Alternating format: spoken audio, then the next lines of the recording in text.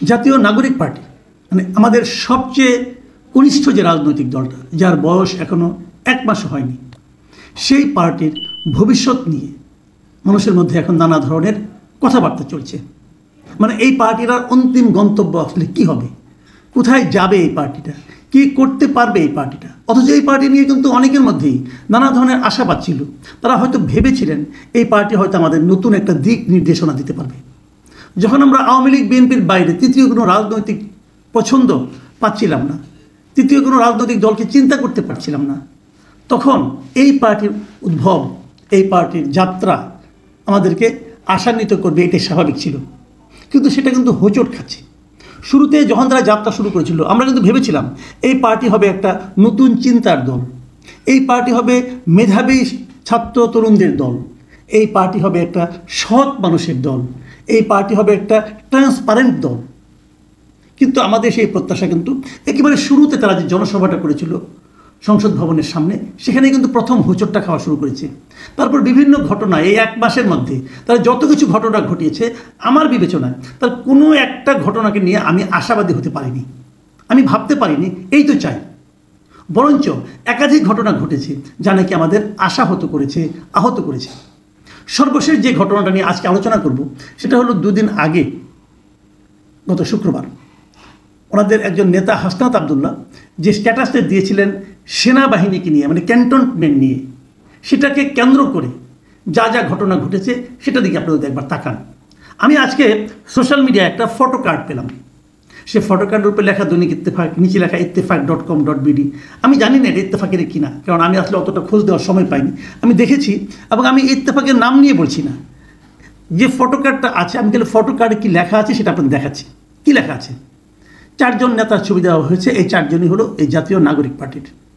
সবচেয়ে উপরে হাসনাত আবদুল্লাহ একটা বক্তব্য, ক্যান্টনমেন্টে আওয়ামী লীগকে পুনর্বাসনের পরিকল্পনা চলছে। তার নিচে সার্জিস আলমের একটা বক্তব্য, হাসনাত যেভাবে সেনাপ্রধানের বক্তব্যকে রিসিভ করেছে আমার কিছুটা দ্বিমত আছে।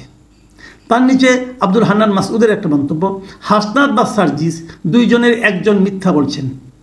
তার নিচে আরেকজনের বক্তব্য, নাসিরুদ্দিন পাটোয়ারির একটা বক্তব্য, হাসনাতের বক্তব্য সোশ্যাল মিডিয়ায় আসা উচিত হয়নি। আমি এই 4টা বক্তব্য বলি। দেখেন, এরা 4 জনই একটা পার্টির লোক, সেটা কি জাতীয় নাগরিক পার্টি, এবং 4 জনই এই পার্টির কিন্তু শীর্ষস্থানীয়, মানে শীর্ষ 2টি পদে না, এরা আহ্বায়ক না অথবা সদস্য সচিবও না, তার নিচের পদগুলোতে এরা আছেন এবং মোটামুটি এরাই কেন্দ্রীয় নেতা, এরাই পোস্টার বয় এই পার্টি। এদের সবাইকে আমরা চিনি, বিভিন্ন টকশোতে এদেরকে আমরা দেখি, এদের কথা শুনি। এই 4 জনের বক্তব্য যদি আপনারা বিশ্লেষণ করেন তাহলেই বুঝতে পারবেন এই পার্টির মধ্যে চলছেটা কি। এই 4 জনের বক্তব্য কিন্তু প্রত্যেকে আক্রমণ করেছেন বক্তব্যটা। কেন? শুরুটা করেছিলেন কিন্তু হাসনাত আবদুল্লাহ। উনি একটা স্ট্যাটাস দিয়েছিলেন, সবাই ফেসবুকে স্ট্যাটাস দিয়েছিলেন, ফেসবুকে একটা স্ট্যাটাস দিয়েছিলেন, সেখানে বলেছিলেন যে আর্মি কী বলেছে, আর্মি কীভাবে আওয়ামী লীগকে পুনর্বাসন করতে চায়, অ্যাটসেট্রা অ্যাটসেট্রা। তিনি সেখানে বলেছিলেন 11 তারিখে তিনি আর্মিতে সেনানিবাসে গিয়েছিলেন, যে কার সঙ্গে দেখা করেছেন, কী বলেছেন না বলেছে, এগুলো বলেছেন।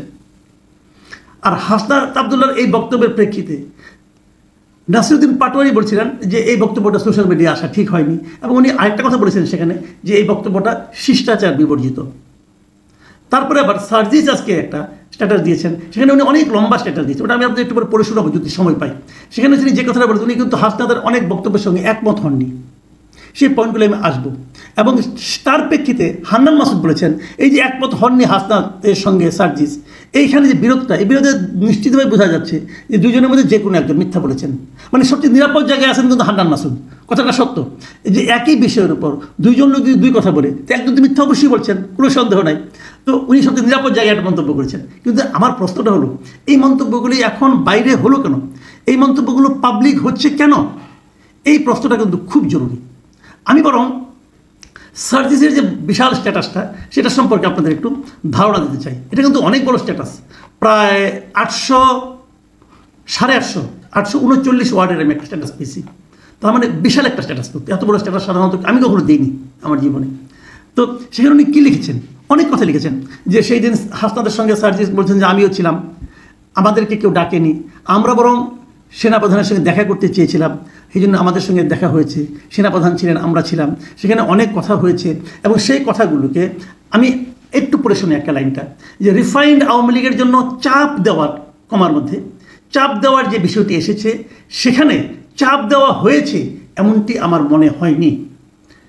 হাসনাত বলছেন চাপ দেওয়া হয়েছিল রিফাইন্ড আওয়ামী লীগ করার জন্য, সার্জিস বলছেন যেটা চাপ দেওয়া হয়েছিল এরকমটা ওনার মনে হয়নি। আবার আরেকটা কথা সার্জিস বলেছেন, তবে রিফাইন্ড আওয়ামী লীগ, সাবের হোসেন, শিরিন শারমিন চৌধুরী, সোহেল তাজ এসব নিয়ে কথা হয়েছিল। সোহেল তাজ কিন্তু এই নামটা কিন্তু আমরা নতুন পেলাম, কারণ হাসনাতের বক্তব্যে, হাসনাতের যে স্ট্যাটাস সেখানে সোহেল তাজের নামটা উল্লেখ ছিল না, বরং সেখানে ছিল কাজী শেখ তাপসের নাম। ঢাকার যে দক্ষিণে মেয়র ছিল সেই তাপসের নাম ছিল। তো আমি নিজেও বলেছিলাম যে তাপস কীভাবে রিফাইন্ড আওয়ামী লীগ করবে, সে তো দুর্নীতিবাদ একদম শিরোমণি, সে কীভাবে করবে। যোগ এখন আবার সার্জিস বলছেন যে না সোহেল তাজের কথা বলছেন, তো এই জায়গাটা কিন্তু একটু মিলছে না, এরকম হতে পারে। আবার আরেক জায়গায় সার্জিস বলছেন যে টোনেই কিন্তু যেই টোনে হাসনাতের ফেসবুক লেখা উপস্থাপন করা হয়েছে, আমি মনে করি কনভারসেশন অতটা এক্সট্রিম ছিল না। এই জায়গাটা কিন্তু খুব ইম্পর্টেন্ট। একই কথা আপনি নানাভাবে কিন্তু বলতে পারেন। সার্জিস বলছে আমাদের মধ্যে অনেক কথাই হয়েছে, যেগুলো থেকে হাসনাত বলেছেন তার অনেকগুলি মিল আছে, কিন্তু হাসনাত যেভাবে বলেছেন, যেভাবে উপস্থাপন করেছেন, মনে হয়েছে তাকে মধ্যে ধমকাচ্ছিল আর্মি, কিন্তু সার্জিস বলছে ব্যাপারটা তা না, অতটা এক্সট্রিম কনভারসেশন হয়নি, বুঝছেন কিন্তু। এবং তারপর শেষ দিকে এসে সার্জিস বলছেন যে এখন যে একটা স্লোগান উঠছিল পরে ঢাকা ইউনিভার্সিটিতে, যে হাসনাত না ওয়াকার, এই ন্যারেটিভ এবং স্লোগানকে আমি প্রত্যাশা করি না। দেখুন আমাদের মধ্যে না একটা জিনিস আমি দেখতে পাচ্ছি, বিশেষ করে ইউনিভার্সিটিগুলোতে, ইউনিভার্সিটির স্টুডেন্টরা, আমি একটা জিনিস জানি না কেন, আমি নিজেও তো ঢাকা ইউনিভার্সিটির স্টুডেন্ট একসময় ছিলাম, তো আমি এখনকার জিনিসটা, এখনকার স্টুডেন্টদের আমি অনেক কিছু বুঝি না এই কারণে যে কেউ কিছু একটা বললো, চিলের কান নিল, অমনি কি চিলের পেছনে দৌড়াতে হবে ভাই? একবার প্রশ্ন করুন, একবার যাচাই করুন। আমরা যখন সাংবাদিকতা, আমি ঢাকা ইউনিভার্সিটির সাংবাদিকতা বিভাগে পড়তাম, আমাদের টিচারে একটা কথা আমাদের প্রথম বলতেন, যে চেক অ্যান্ড রিচেক, যে কথা বলতে চাও যাচাই করে নাও, আবার যাচাই করে নাও, চেক করতে হয়। এই যে আপনি একটা স্লোগান দিয়ে বসলেন হাসনাত না ওয়াকার, যেটাকে নাকি সার্জিসও সমর্থন করছেন না, এই স্লোগানটা কি হয়? হাসনাত এবং ওয়াকার কি পরস্পরের প্রতিদ্বন্দ্বী? হাসনাত এবং ওয়াকার কি পরস্পরের বিকল্প? যদি ওয়াকার সাহেব চলে যান, ওখানে কি যে হাসনাত বলবেন, নাকি হাসনাত সাহেব চলে গেলে তার জায়গায় এসে ওয়াকার সাহেব বলবেন? তো হাসনাত না ওয়াকার, এই ন্যারেটিভ, এই স্লোগান কেন আপনারা কেন দিচ্ছেন? এই স্লোগান একবারও কি চিন্তা করছেন এর মাধ্যমে আপনারা কার উপকার করছেন? আপনারা মনে করতে পারবেন প্রথম ওয়াকারুজ্জামান সম্পর্কে প্রথম এই অশ্রদ্ধা ভরা কথাবার্তা কে বলেছিলেন? ওই যে প্যারিসে থাকেন এক ভদ্রলোক, যাকে আমি ইদানিং নাম উচ্চারণ করতে চাই না, যাকে আমি ইদানিং ব্রাহ্মণ পীর বলি, ব্রাহ্মণ বংশীয় পীর উনি এই ওয়াকার সাহেবকে নিয়ে যে পরিমাণ গালাগালি, অশ্লীল কথাবার্তা বলেন, এর নেট রেজাল্টটা কি? আর্মি, সেনাবাহিনী, ওয়াকারুজ্জামান এরা কি দেশের শত্রু? উনি চট করে বলে দেন এরা নাকি ভারতের দালাল। প্রমাণ করতে পারবেন উনি? পারবেন? আমি ওনাকে মোটামুটি লেখাপড়া জানার লোক মনে করি। একজন শিক্ষিত মানুষ যে এতটা গারল হতে পারে আমি আমার জীবনে কখনো চিন্তা করতে পারিনি। ভাবুন, আমি একটা কথা বলি আপনাদেরকে, আমাদের যে জুলাই বিপ্লব বলি আমরা, 36 জুলাই বলি, অগাস্টের 5 তারিখে শেখ হাসিনা চলে, এই যে বিপ্লবটা সফল হয়েছে, এই সাফল্যের পিছনে কি সেনাবাহিনীর কোনো ভূমিকা নেই? আমি তো মনে করি সেনাবাহিনী যদি এই বিপ্লবে জনগণের পাশে না দাঁড়াতো, এই বিপ্লব কবে সফল হতো বলা বড় কঠিন, আরও কত হাজার মানুষের লাশ পড়তো বলা বড় কঠিন, চিন্তা করতে পারবেন না আপনারা। আমি একটা কথা বলি, জনগণের এই ভূখণ্ডে জনগণের কোনো বিপ্লব একা একা সফল হয়নি। মানেটা কি আমি বলছি, রাষ্ট্রের কয়েকটা স্তম্ভ থাকে, প্রশাসন থাকে, আইন বিভাগ থাকে, পুলিশ থাকে, আর্মি থাকে। এই যে 4টা বিভাগ বললাম, এই 4 বিভাগের কোনো একটা বিভাগ যদি জনগণের সেই আন্দোলনের সঙ্গে যুক্ত না হয় তাহলে সেই আন্দোলন সফল হয় না। আপনি একটা করে এক্সাম্পল দিয়ে আপনাকে বলি জিনিসটা, মনে করে দেখুন 71 সালে সেই জনগণের আন্দোলনের সঙ্গে এই 4টা বিভাগের একমাত্র প্রশাসন ছাড়া সবাই ছিল, আন্দোলন সফল হয়েছিল। তারপরে যদি আমি ধরি এরশাদ বিরোধী যে গণ অভ্যুত্থানটা হলো, সে আন্দোলনে দেখেন সেনাবাহিনী কিন্তু এরশাদকে সাপোর্ট দেয়নি, যে কারণেই আমরা এরশাদকে ফেলতে পেরেছিলাম। জনগণ আন্দোলন করেছে, কিন্তু ওই 4টা বিভাগের যে কোনো একটা যদি সরকারের সঙ্গে দ্বিমত না করে, জনগণের কাতারে এসে না দাঁড়ায় শাসকের পরিবর্তে, তাহলে আন্দোলন সফল হয় না। আমরা যদি 96-এর কথা ধরি, 96 কিন্তু প্রশাসন সাপোর্ট করেছিল জনগণের আন্দোলনকে, যে কারণে আমরা তত্ত্বাবধায়ক সরকার পেয়েছিলাম। আবার যদি 2007-এর কথা ধরি, তাহলে কিন্তু ইয়াজউদ্দিন সরকার কিন্তু 2007 জানুয়ারিতে ইলেকশন প্রায় করেই ফেলেছিল। জানুয়ারির 11 তারিখে যদি সেনাবাহিনীর সাপোর্ট না দিত তাহলে কিন্তু ওই ইলেকশনটা হয়ে যেত।